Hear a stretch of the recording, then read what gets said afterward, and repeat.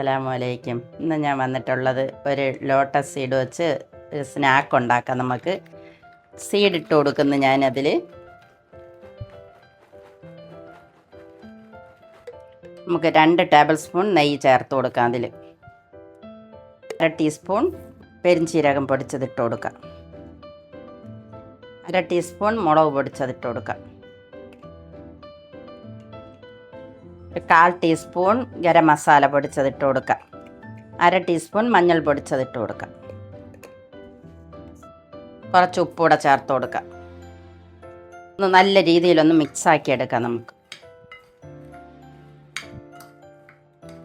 എല്ലാം മിക്സാക്കി എടുത്തിട്ടുണ്ട്. എയർ ഫ്രയറിലാണ് വെക്കുന്നത്.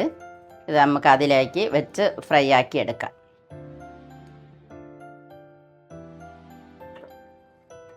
മൊത്തം അതിലേക്ക് നമുക്ക് ഇട്ട് കൊടുക്കാം.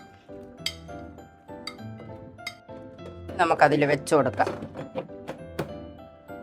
നമുക്കൊരു 3 മിനിറ്റ് വെച്ച് കൊടുക്കാം.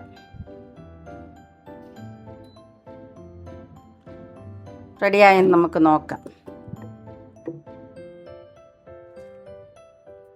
റെഡിയായിട്ടുണ്ട്. ഇനി നമുക്കൊരു പാത്രത്തിലേക്ക് മാറ്റാം.